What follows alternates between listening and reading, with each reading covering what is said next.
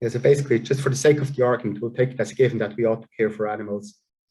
And my suggestion is also, for the sake of the argument, let's assume, as many Christians do, but there's not many utilitarians do, that we have to care less for animals than for humans.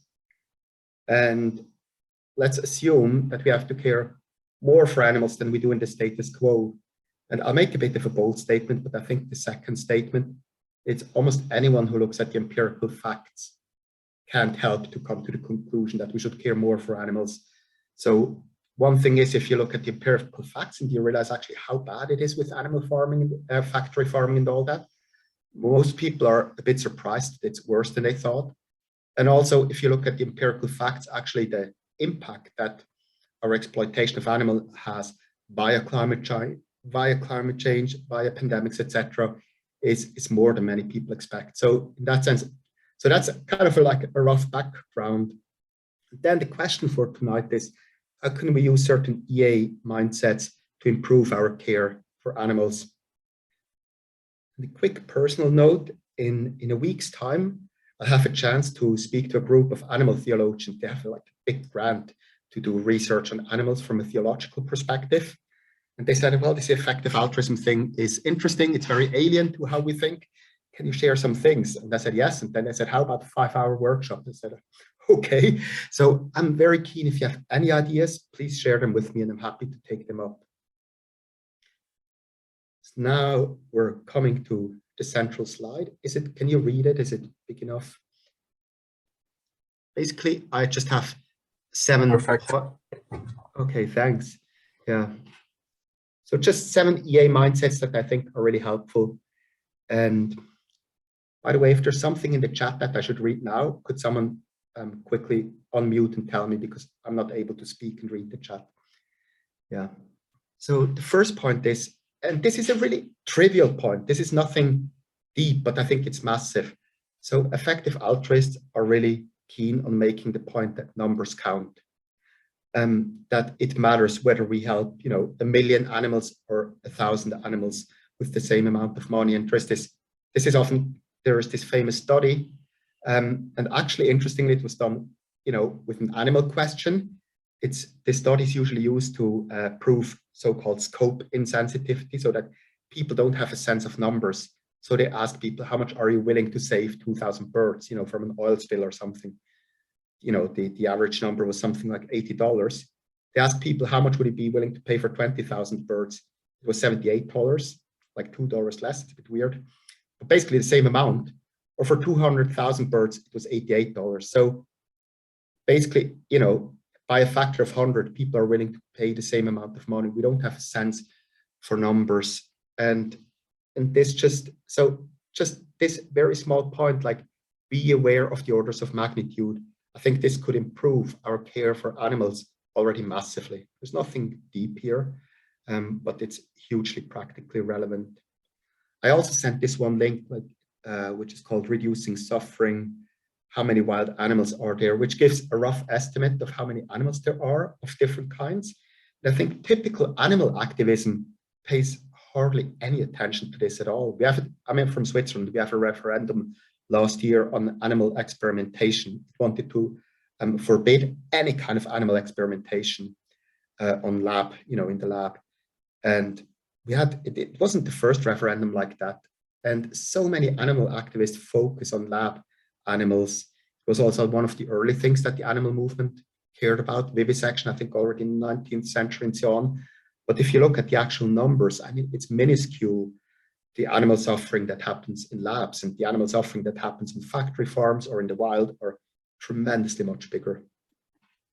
So that's a first suggestion. By the way, so afterwards we'll have breakout rooms to discuss. And now I'm just giving like 7,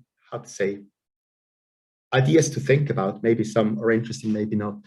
So the second point that I want to make is, I think a very effective altruist mindset is to care a lot about positive duties as a contrast to negative duties. So positive duties are duties to do something, like to pull a drowning child out of the pond.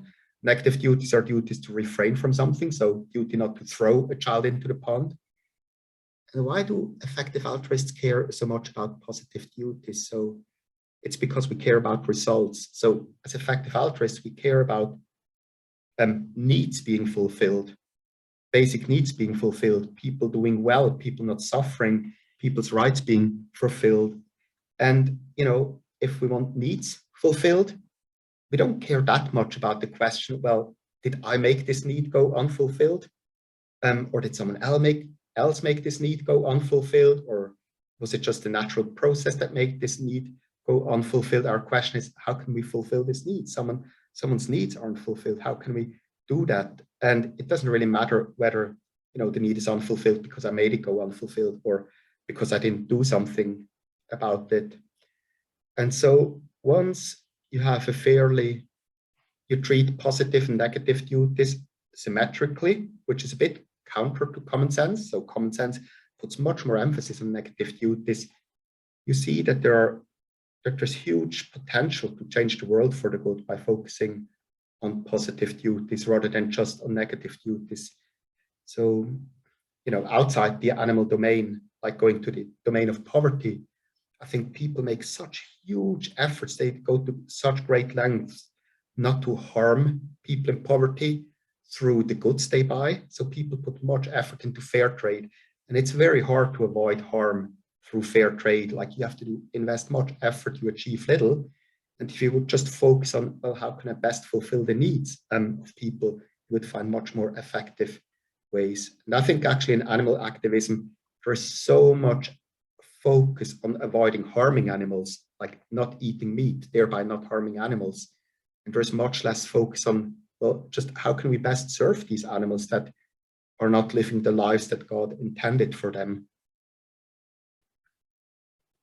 And an interesting side point is that if we focus on positive duties, then I personally think that this also implies a focus on wild animals. So basically, there are, roughly speaking, 3 categories of animals, like companion animals, animals on farms, like animals we use, and then the wild animals. And hardly anyone in animal activism focuses on wild animals. But once you start asking, well, how can we best help animals live the lives that God intended for them, then why should you just care about factory farmed animals? Why not care about wild animals? And actually, I think this is a very Christian perspective. Like caring about wild animals might seem like the newest avant-garde move in animal activism, but actually I think it's a very Christian thing. So if you look at Genesis 1, we have a general responsibility for animals. There's not just a responsibility for the animals we use in farms, like there weren't any farms at that time. God gives us a responsibility for animals in general. We're like stewards or the boss of this whole adventure called Earth. And so I think that's very present in the Bible. Also, when the Bible describes the good end state that we're looking for, the paradise to come, it speaks about the lion and the lamb being in peace together, not harming each other, which is also wild animals. And I think in secular discussions about wild animals, there's a lot of hesitance to care about wild animals because a lot of people think, well, we shouldn't interfere in nature. I mean, part of this worry is empirical. People think, well, we're not good at interfering in nature for benefiting it. But people also have a moral worry, like we shouldn't interfere in nature. Like nature, it's its own kingdom. We shouldn't help wild animals. We shouldn't interfere in it. But I think the Bible isn't negative about interference in nature. Like God created the world, and then he said, I make humans, they're like me. Now it's your job to look after this planet, make something out of it. It doesn't just say conserve it. It says we're responsible for it. So we're given dominion. So I don't think we should just be passive and leave it. And especially not in a fallen creation. Like I think now we live after the fall, nature is messed up. So I don't see any problem with basically having an open attitude towards interfering it so as to improve nature and help on it, all the animals that suffer due to nature being messed up, which it is due to sin.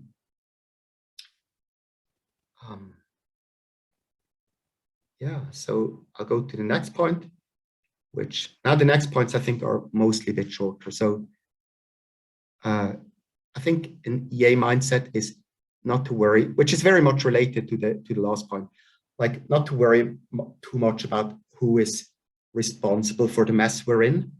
And the EA mindset is very much concerned about how can we clean up the mess on this planet. Like, I think a lot of secular and Christian activists, about a lot of non-EA activists care a lot about who are the bad guys on this planet. Why are people suffering? Who's exploiting whom? I think the EA mindset is very much about how can we just, make things right? So how can we help those who are suffering? And I think that's a very Christian attitude, this forward-looking thing. Like guilt, that's God business. He can look after the evildoers, which we all are.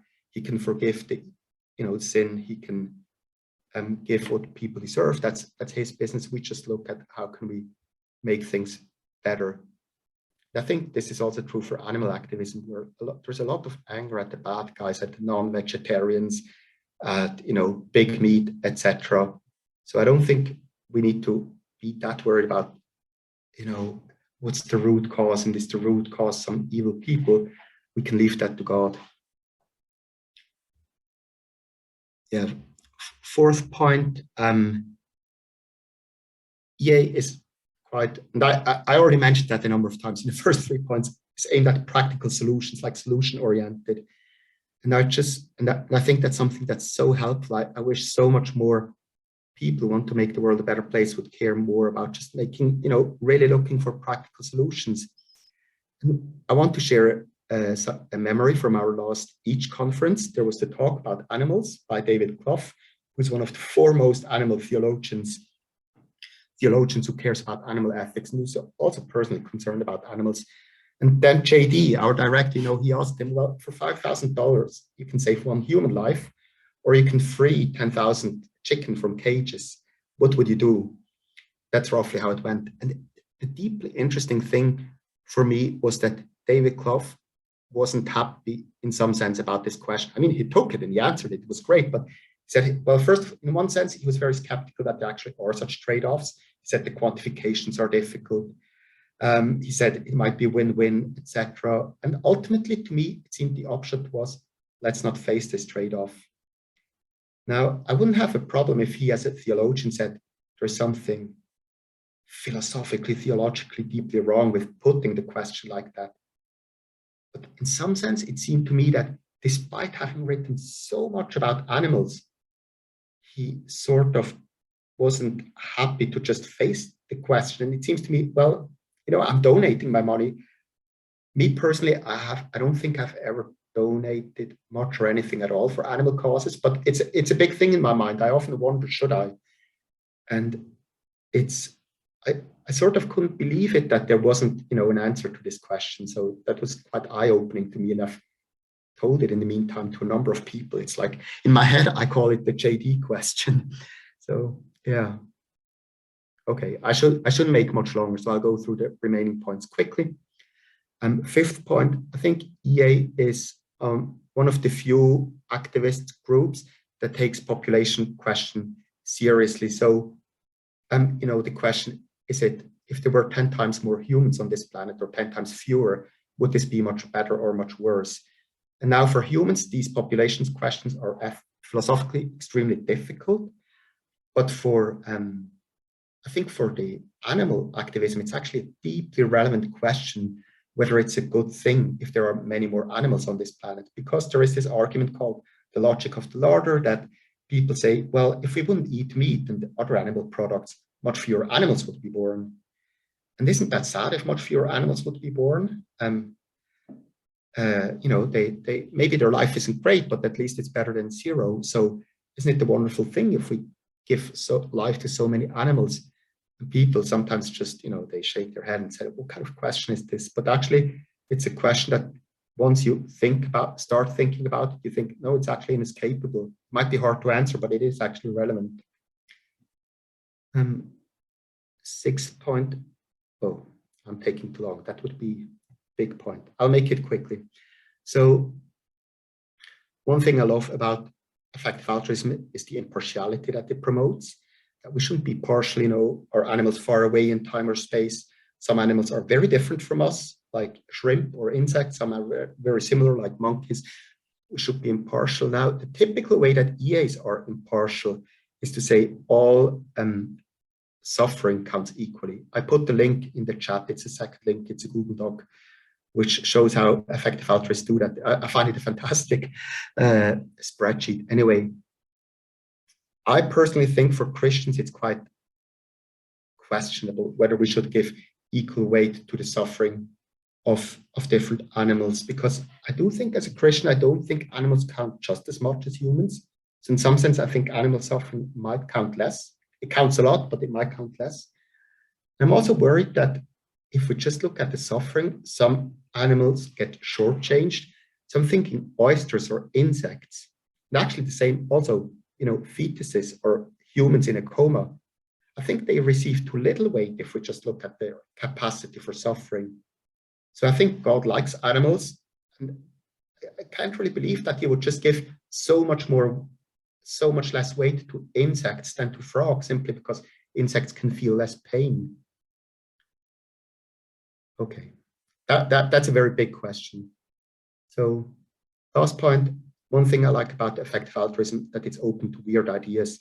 Now, many people are open to weird ideas in a contrarian way. They just like to, dwell on interesting thought experiments, or they just like to provoke. But I think EAs look at weird ideas and see, is there anything relevant? Like on our new forum, the Each Flarum forum, Joseph Chu said, well, animals might have an afterlife. The Bible is quite silent on this. I think C.S. Lewis believed they did, but it's quite difficult to say. So how does this change questions? And I think this kind of, who else talks about these things? I think that kind of question is very interesting. So this was just, a lot of, I hope it was partly, it gave you food for thought, or there was at least one insightful thing.